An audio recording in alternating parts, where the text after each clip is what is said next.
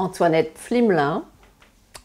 Je suis née dans une famille alsacienne dont le nom est bien connu. Mon père était un grand Alsacien, un immense Européen, et il disait « Je suis Européen parce que je suis Alsacien ». Et de cela, j'ai hérité comme de beaucoup d'autres choses. Et de son amour pour l'Alsace, celui-là est indéfectible. L'Alsace, c'est d'abord tout simple, c'est le lieu où j'ai grandi, c'est le lieu où je suis revenue après être partie pendant des années, c'est le lieu où j'ai choisi d'habiter et de continuer ma vie. Dans l'enfance, l'Alsace, c'était une évidence, c'était un bonheur de vivre, mais je savais que j'étais alsacienne sans que ce soit une question particulière. Ça avait pourtant le goût et la saveur des choses que j'aimais dans mon enfance. Ça va des promenades au Mont-Saint-Odile, des vergers qui étaient encore là à l'époque, qui sont restés ancrés en moi, je le sais, puisque je suis partie et que je les ai retrouvés ou cherchés en rentrant et plus vraiment trouvés. C'était donc les Vosges, l'Alsace, Strasbourg, toutes les bonnes choses. Le marché de Noël, comment l'oublier, la saveur de vie qu'il y avait, et puis cette chaleur, ce sens de l'humour, ce bonheur d'être qui pour moi reste l'Alsace. Ça, c'était l'Alsace de mon enfance, c'est-à-dire justement, elle n'avait pas de nom, elle n'avait pas de définition et pas de comparaison. C'était là que je vivais, j'y vivais bien, consciente que c'était l'Alsace, mais pas que ça pouvait être spécial. C'était le bonheur de ma province à moi, sachant qu'il y en a d'autres, sans me poser la moindre question. Et puis maintenant, quand je pense Alsace, je garde une certitude de la connaître, une certitude d'être alsacienne. Et une grande question que beaucoup d'autres que moi se posent, qu'est-ce que c'est vraiment que l'Alsace? Eh bien, pour essayer de dire pourquoi j'ai choisi d'y revenir après être partie longtemps et m'être dit, puisque j'habitais à Paris avant d'aller à New York, est-ce que je vais retourner à Paris? Et je me suis dit, ah non, pas cette ville froide et méchante, pas vraiment méchante, mais qui n'a pas le charme de l'Alsace. Je vais rentrer en Alsace parce que je connais et parce que j'aime y être. Pourquoi? C'est vraiment difficile. Ce sont des choses très subtiles. C'est à la fois une qualité de vie indéniable, une beauté des lieux. Quand je dis les lieux, c'est la ville, les villages, les paysages. Je suis toujours frappée quand je vais en Allemagne, encore maintenant. De l'autre côté du Rhin, les villages ont aussi des maisons à colombages, ont du charme, la forêt noire est belle. Et pourtant, quand je retraverse le Rhin et que je retrouve l'Alsace, je ne peux pas dire pourquoi je m'y sens mieux. Ce n'est pas objectif, il n'y a rien à définir. C'est pareil, il y a les mêmes géraniums, non. C'est justement pas les mêmes. Il y a une saveur à l'Alsace, il y a quelque chose peut-être de plus enfoui, quelque chose dans l'Alsace qui est plus libre, plus libéré, plus gai. Il y a quelque chose de très gai. Pour moi, l'Alsace est un pays joyeux, convivial, avec une vraie qualité de vie. Et je ne peux pas ne pas ajouter, surtout étant ici aujourd'hui, un lieu de culture fantastique qui s'ouvre. Alors là, il faudrait ouvrir le sujet de façon bien plus vaste, sur l'Europe, le bassin rhénan, et puis l'Europe encore en large. Et elle en est le centre, et j'ai grandi aussi, et je suis persuadée que c'est ça qui fait la beauté de l'Alsace, d'être le centre de l'Europe, ou un centre à l'Europe européenne. Moi, j'ai cru à New York que j'oubliais l'Alsace. J'ai vraiment eu l'impression d'abord d'arriver sur une autre planète, d'arriver sur la Lune. J'y suis arrivée dans les années 70. C'était la Lune, il y avait une différence entre l'Alsace, la France et New York qui était phénoménale. J'étais enthousiaste, j'ai tout aimé et j'ai vraiment, sans scrupule, pensé changer de vie, en tout cas découvrir une nouvelle vie, le nouveau monde, mais dans le sens le plus profond du terme, c'est-à-dire tout était différent, nouveau, passionnant, exaltant. J'ai adoré vivre à New York. J'ai profité à New York de ce que propose New York, c'est-à-dire qu'on soit au mieux de soi-même, tout de suite, tout le temps, et qu'on soit encouragé à faire le mieux pour soi, pour les autres. Une vie magnifique. Et puis un jour, je suis rentrée parce que le temps avait beaucoup passé. J'ai passé 15 ans à New York, c'est là que je t'ai rencontrée. Mais l'idée de vieillir là-bas, j'étais tout de même partie pour un mois, je suis restée 15 ans avec des entractes. Mais c'était tout de même une belle durée. Et donc, je me suis posé la question, mais est-ce que vraiment je veux passer ma vie là si je ne rentre pas maintenant, au bout de 13 ans? Je ne rentrerai jamais. Donc, j'ai décidé de rentrer. J'ai mis 2 ans à rentrer pour me préparer à un changement qui allait être phénoménal. Je raconte de façon brève. Je me retrouve, j'en faisais déjà à New York, convoquée par Catherine Trautmann pour faire le sapin géant de la place Kléber. Comme dit, j'avais déjà commencé, je savais faire, mais je ne m'attendais pas à ce qu'on me propose la place Kléber à Strasbourg. Sûre de mon savoir américain, de tous ces décors que je connaissais, que j'avais créés là-bas, je pensais faire un sapin américain. Et qu'est-ce que j'ai mis sur ce sapin? Des maisonnettes alsaciennes qui représentaient la merveille que j'ai eue, l'émerveillement, pardon, que j'ai eu à retrouver le Piémont des Vosges, illuminé la nuit, ces villages merveilleux et féeriques, et c'est ce qui a créé le premier sapin alsacien de la place Kléber. Pierre Fimelin, il était président du conseil et après, il s'est retrouvé maire de Strasbourg. Oui. Est-ce que tu l'as connu dans ses fonctions de maire de Strasbourg? Ça dépend de ce qu'on appelle connaître. Non, je n'ai jamais assisté au conseil municipal, pour répondre très directement à la question.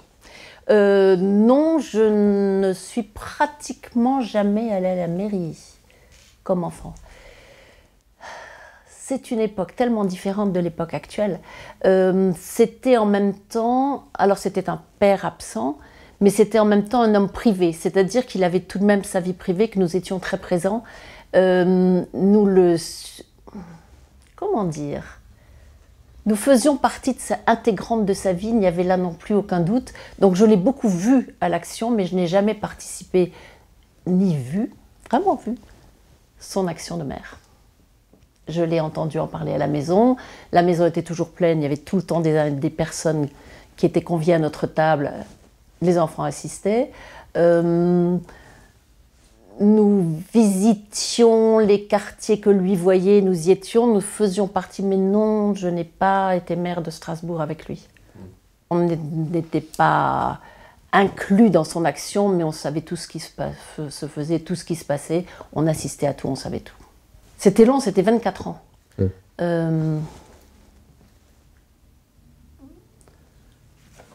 C'était 24 ans et moi je suis partie à Paris au milieu, donc il m'a manqué des grandes tranches.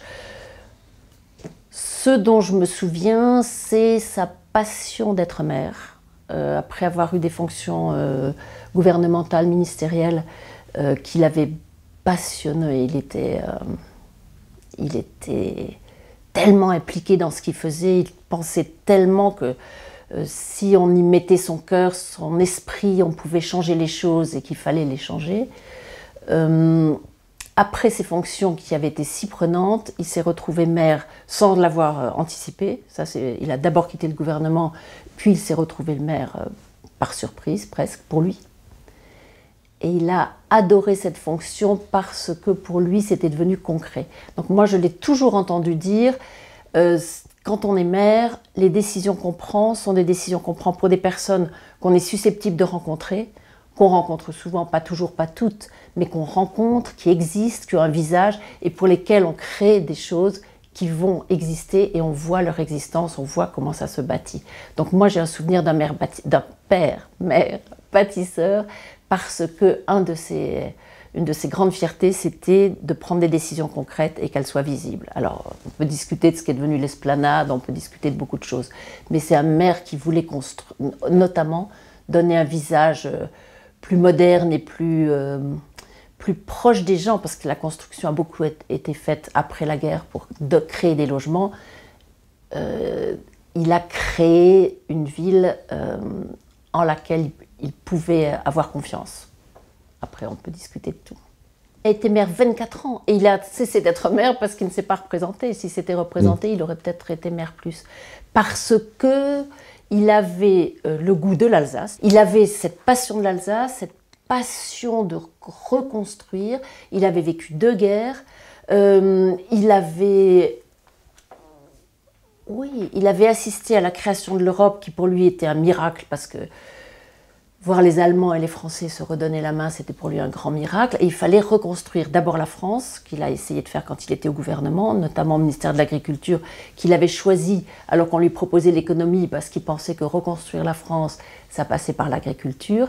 Et ensuite, être maire de Strasbourg, reconstruire cette ville et lui donner plus d'âme, plus de possibilités pour ses habitants, et en faire une grande métropole européenne, c'était le rêve de sa vie. Et je pense que je vais faire un saut à la fin de sa vie, puisque j'avais quitté Strasbourg très longtemps. Je me souviens m'être promenée avec lui alors qu'il était très âgé, il avait 90 ans, et le voir arrêté dans les rues de Strasbourg par les gens qui disaient « Ah, monsieur le maire, nous étions si heureux quand vous étiez là ». Et je l'ai entendu ça pendant toutes ces dernières années. Oui, c'est un maire qui a marqué, je pense, les gens. Moi, ce qui m'a touchée, ou à quoi j'ai cru, et que j'aime beaucoup penser, c'est qu'il a touché les gens de Strasbourg.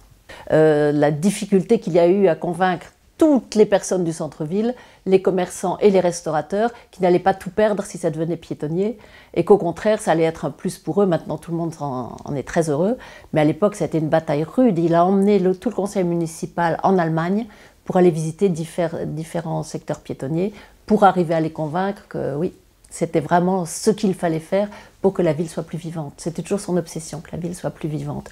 Et puis on pourrait ajouter aussi tout ce qui était culturel, puisque ça a été l'époque de la création de l'Opéra du Rhin, de la construction du Palais de la Musique et des Congrès. Je veux dire, au niveau culturel aussi, il s'est beaucoup attaché à ce que Strasbourg ait un vrai rayonnement, qu'elle a eu à l'époque d'Alain Lombard et qu'elle a eu avec le théâtre, etc.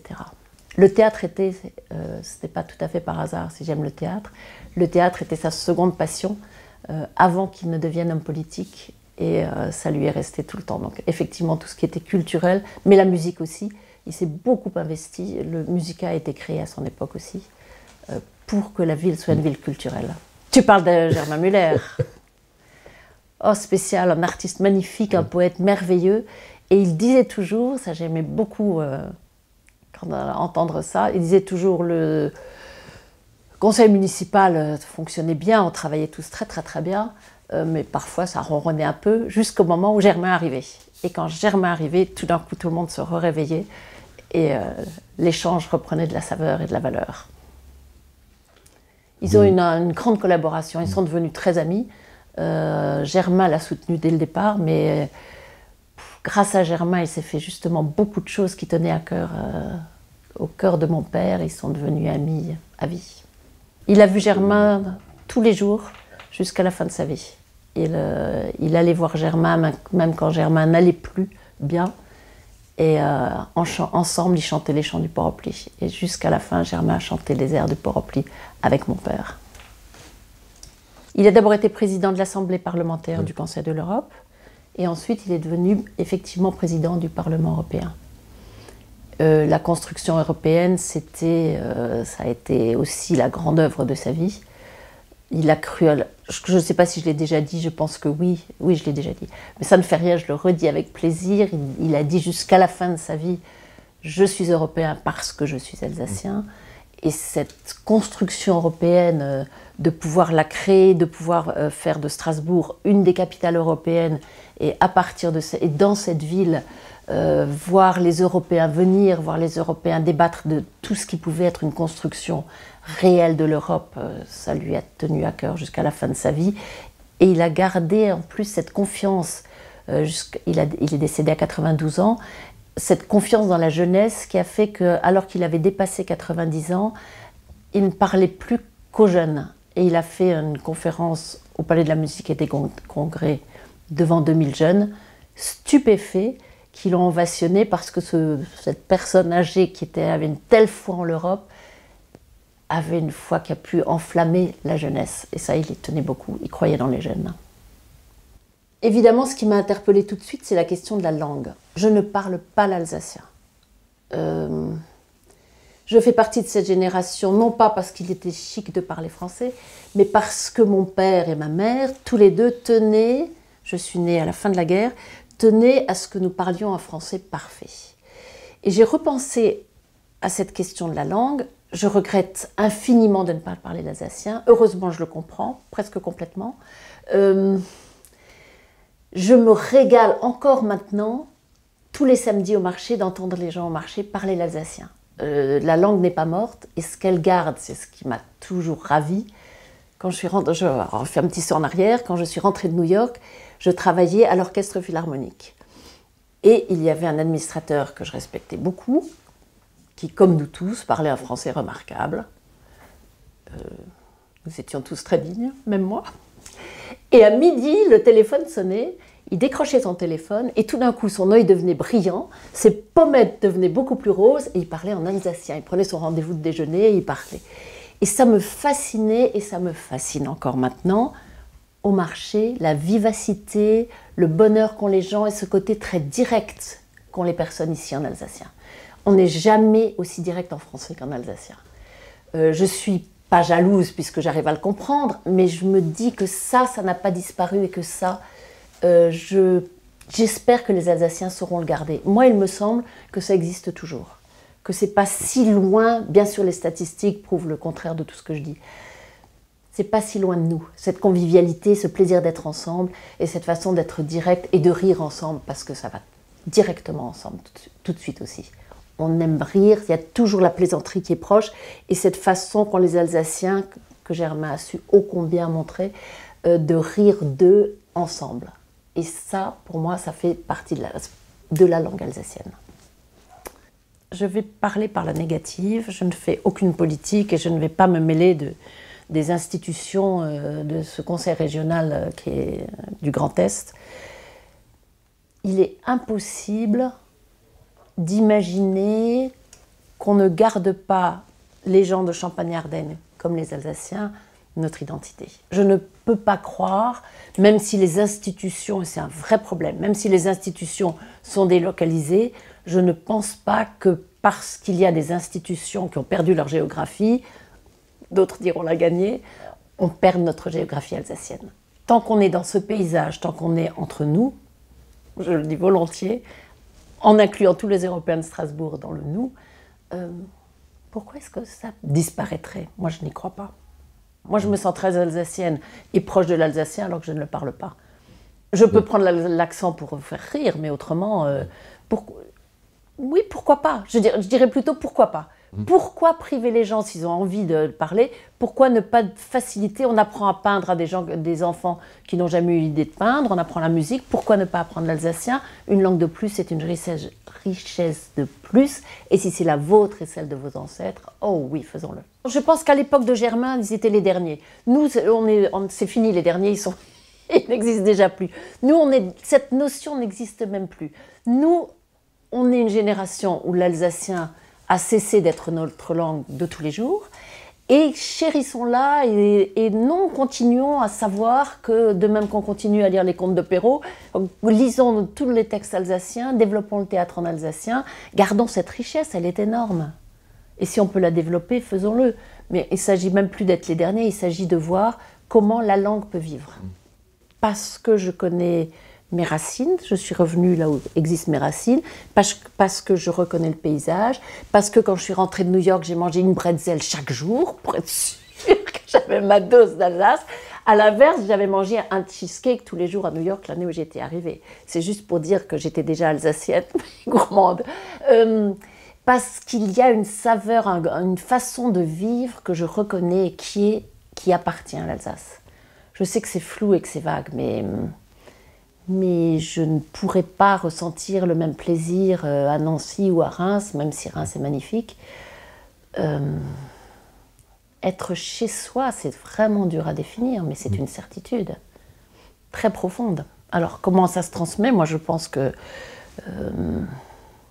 si on montre, si on fait grandir les jeunes Alsaciens dans le plaisir d'être en Alsace et au cœur de l'Europe, ils sont de plus en plus en Europe, plus qu'ils ne le savent même, les institutions ont l'air d'être en retard par rapport à cette certitude qu'ont les gens d'être en Europe parce qu'ils sont en Europe, de même qu'on a la certitude d'être alsacien. Comment est-ce qu'on la cultive? Je suis sûre qu'il y a beaucoup de personnes qui le font mieux que moi. Je reviens à mon retour des États-Unis. Je suis chargée, c'est quand même pas anodin, de décorer un sapin. Je veux dire, pour le sapin, c'est mon enfance, le bonheur d'un enfant alsacien, c'est Noël. La magie de Noël, ça fait partie d'un cœur d'Alsacienne. Et il faut le décorer.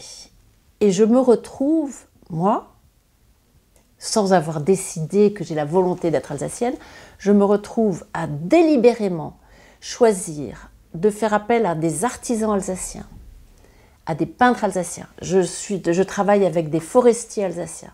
Et tous les décors que je mets à partir de là sont des décors qui représentent quelque chose de mon goût pour l'Alsace. Quand je fais faire des boules de cristal à Saint-Louis d'un bleu profond, c'est parce que je veux, comme il y avait eu les maisonnettes qui étaient les villages alsaciens, je veux le ciel étoilé d'Alsace. J'imagine un soir de Noël en Alsace pour mettre des boules bleues éclairées de l'intérieur sur le sapin. Et tous les décors, à partir de là, ont toujours été fabriqués. Et j'ai fait un effort pour ça. Je veux dire, c'était délibéré. J'ai parfois dû chercher jusqu'à Sainte-Marie-aux-Mines pour trouver quelqu'un qui soit alsacien, qui soit un artisan et qui puisse me faire un décor qui, pour moi, sera alsacien parce qu'il sera réalisé par des Alsaciens. De même qu'au pied du sapin, au bout de quelques années, j'ai trouvé qu'il était trop perdu sur la place. J'ai choisi de mettre au pied du sapin un paysage. Et quel paysage? Un paysage d'Alsace. On a recréé une fois de plus des petits villages, les anges parce qu'ils étaient inspirés par la cathédrale, etc. Des rennes qui en fait étaient inspirées pour moi par les chevreuils de mon enfance. J'ai complètement cultivé l'image alsacienne, pas parce qu'il fallait, parce que je ne concevais pas de faire un sapin autre qu'un sapin qui représente pour moi le charme de l'Alsace. Mon père a grandi en allant à l'école allemande pendant la Première Guerre mondiale. Il tenait un journal de guerre à l'âge de 7 ans. Ses parents ne parlaient que le français à la maison, parce qu'il n'était pas question que leurs enfants ne parlent pas le français. C'est au point que le petit frère, c'est un demi-frère de mon père, ne parlait que, il avait 3 ans pendant la guerre, il ne parlait que le français. Et il s'est retrouvé un jour dans la rue avec sa mère, en train de babiller, et un officier allemand arrivait en face. Et pour faire taire ce petit gamin qui ne savait pas autre chose que le français, qui ne se serait jamais tu, elle lui a donné une grande claque dont il s'est souvenu, c'est lui qui m'a raconté l'histoire toute sa vie, c'était la première claque et son premier souvenir d'enfant, pour l'empêcher de révéler qu'il ne parlait que le français. Donc ils ont pris un risque, pendant toute la guerre, de parler français à la maison. Comment voulais-tu que mon père, ensuite, quand il a eu des enfants, n'ait pas envie qu'il parle d'abord le français et essentiellement le français? Lui parlait l'allemand couramment, il avait été à l'école allemande, et il parlait les dialectes de toutes les régions d'Alsace. Il était capable d'écouter la télé et de dire « Tiens, pourquoi est-ce qu'ils nous mettent une speakerine de Wissembourg ?» Il connaissait, il pouvait reconnaître les accents, c'était un de ses grands plaisirs. Il était lui du Sundgau, donc il parlait vraiment l'alsacien du Sud. Il parlait tous les dialectes et alors c'était une époque où les campagnes politiques, les campagnes électorales se faisaient dans les bistrots, dans les villages, et il parlait l'alsacien du village avec les gens du village, et il adorait ça, c'était un de ses grands plaisirs. Donc j'ai été baignée, même si je n'ai pas appris moi l'alsacien, j'ai été baignée dans ces récits d'alsacien. Et ma mère aussi parlait les 2 langues. Ma mère parlait l'allemand couramment, et elle essayait, elle, d'éduquer ses enfants en bilingue, et chaque fois qu'elle essayait de parler en allemand à la maison pour nous apprendre l'allemand, pour être une bonne mère, c'était des fous rires absolument énormes et on refusait de quitter le français. Je garde une vraie difficulté vis-à-vis de l'Allemagne. Alors moi j'ai appris l'allemand à l'école pendant 6 ans, avec des professeurs très sévères qui nous mettaient 0 dès qu'il y avait une faute, donc c'était dans la douleur. On avait très facilement 0 ou 2 ou 4, même quand on se sentait qu'on avait beaucoup travaillé. Donc pour moi, l'allemand, ça veut dire des efforts, une difficulté. Je n'ai jamais parlé vraiment couramment. J'ai une sœur qui est germaniste, qui non seulement parle remarquablement bien, mais fait des traductions. Elle est complètement dedans. Et moi, j'ai choisi, pour 1000 autres raisons, de partir aux États-Unis. Et en arrivant aux États-Unis, moi, je n'avais pas fait d'anglais. J'ai fait du latin, du grec et de l'allemand. Et l'anglais, puisque je ne l'avais pas appris, a pris la place de la langue étrangère, de la langue vivante dans mon esprit. Et petit à petit, c'est comme si l'anglais avait dévoré tout ce que je savais en allemand. Et quand je parle en allemand, et j'aimerais beaucoup parler remarquablement l'allemand, c'est une richesse, quand je vais en Allemagne, tout d'un coup, en pleine phrase, je passe à l'anglais, je ne peux plus revenir en arrière. Donc, un sentiment de frustration vis-à-vis de moi-même parce que quand je vais en Allemagne, je suis mal à l'aise parce que je ne parle pas la langue. Les gens qui prennent des décisions à Paris devraient arrêter de jouer avec la carte de France en croyant que c'est un jeu, alors que c'est un sujet vraiment sérieux et que c'est incompréhensible que quelqu'un un jour ait décidé de fabriquer une région qui n'existait pas pour rien. Mais si elle doit exister, je lui souhaite d'exister le mieux possible et que les Alsaciens sachent qu'ils peuvent rester eux-mêmes, personne ne peut les en empêcher. C'est absurde ce Grand Est. J'ai rien contre les gens de Champagne, hein, j'aime trop le champagne. Ni même contre les Lorrains, on les a trop taquinés. Et puis, mais c'est absurde. Pourquoi avoir fait une chose pareille? Pourquoi faire que les institutions sont si loin? Parce qu'on le veuille ou non, pour eux, l'Alsace est loin, et pour nous, ils sont très loin, ceux qui sont le plus loin. Il y en a qui sont proches, on est plus habitués à eux, mais c'est une aberration. Les brasseries, pour moi, je les ai très peu connues, mais elles font partie des souvenirs de mon père. J'ai les premiers souvenirs que me racontait mon père quand il était très jeune, il était avocat, il n'avait pas encore commencé la politique, c'était avant la guerre. Comme tout jeune avocat, il avait été envoyé plaider pour une barrière limitant une porcherie entre deux fermes et les paysans se haïssaient. Et il a gagné la plaidoirie en disant « Donnez de l'air à nos cochons ». Et la fermière lui a dit « Pour un petit jeune homme comme ça, vous avez été formidable ». En revenant de là, c'était un jour où il faisait un froid abominable, le train n'était pas chauffé, il est arrivé gelé, il est allé place Kléber à la brasserie et a mangé tous les beignets qui étaient sur la table de cette brasserie pour se réchauffer après cette première plaidoirie. C'est un joli souvenir alsacien. Les hauts faits dans la famille, alors la choucroute c'est tout à fait normal, mais le haut fait famille. Alors, il y avait deux spécialités dans la famille de ma mère. C'était le Kuglopf, que ma grand-mère faisait en le battant avec, paraît-il, une énergie redoutable. Elle faisait peur à tout le quartier quand elle frappait dans son Kuglopf, mais il gonflait comme aucun autre Kuglopf ne pouvait gonfler. Et nous avons tous, alors toutes les générations de femmes, ça allait de mon arrière-grand-mère à ma grand-mère, à ma mère, à ma tante et à moi, nous faisons des meilleures tartes de Strasbourg, enfin d'Alsace. Hein. Les Bredele, qui sont essentiels à la vie d'une Alsacienne ou des Alsaciens en général, je me contente de goûter avec délice tous ceux de mes amis qui chacune me dit qu'elle fait les meilleurs de toute l'Alsace. Je me félicite tous les jours d'être rentrée à Strasbourg. Je ne regrette absolument pas d'avoir fait ce choix en quittant New York. Et plus le temps passe, plus je me sens heureuse d'être ici et vraiment... j'ai l'impression que la ville me prend dans ses bras tellement je m'y sens bien. Mais je me sens alsacienne avant de me sentir strasbourgeoise. Même si j'habite au pied de la cathédrale, que je la vois tous les jours, que je ne me lasserai jamais de l'admirer et de sentir l'énergie de cette pierre, ça va jusque-là. Mais je me sens d'abord alsacienne. Je suis très attachée au concordat.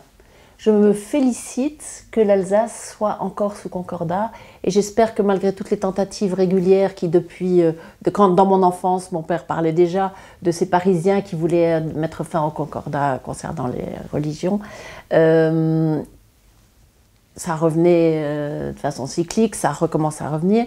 Je trouve formidable d'avoir grandi dans une ville où les trois religions, à l'époque c'était trois, les catholiques, les protestants et les juifs se retrouvaient le 14 juillet à la cathédrale pour célébrer la messe du 14 juillet, où on trouvait évident qu'il y ait justement une synagogue, justement une Saint-Thomas protestant et la cathédrale, et où ça paraissait totalement naturel qu'on ait une religion différente les uns les autres. Je ne me suis jamais posé la question de la différence entre un juif et moi, étant catholique. Je me souviens par contre d'une amie, quand j'avais 18 ans, qui est venue catastropher en larmes chez mon frère et moi, nous dire « Il m'arrive une chose terrible, je sais que vous allez cesser de me parler, je vais épouser un juif. » Et nous sommes tombés des nues parce que vraiment, on ne voyait vraiment pas où était le problème. Moi j'ai grandi comme ça et j'ai toujours aimé Strasbourg pour ça, et il me semble que c'est resté comme ça. Il y a maintenant la religion musulmane en plus, à laquelle on a fait sa place, qui prend sa place de plus en plus, parce que longtemps elle est restée à l'écart. Et je trouve que c'est une force fantastique. Et si on pouvait garder cet équilibre et ne pas créer des animosités qui n'ont pas existé dans le passé, je trouverais ça idéal. Et je mets tous mes vœux là-dedans.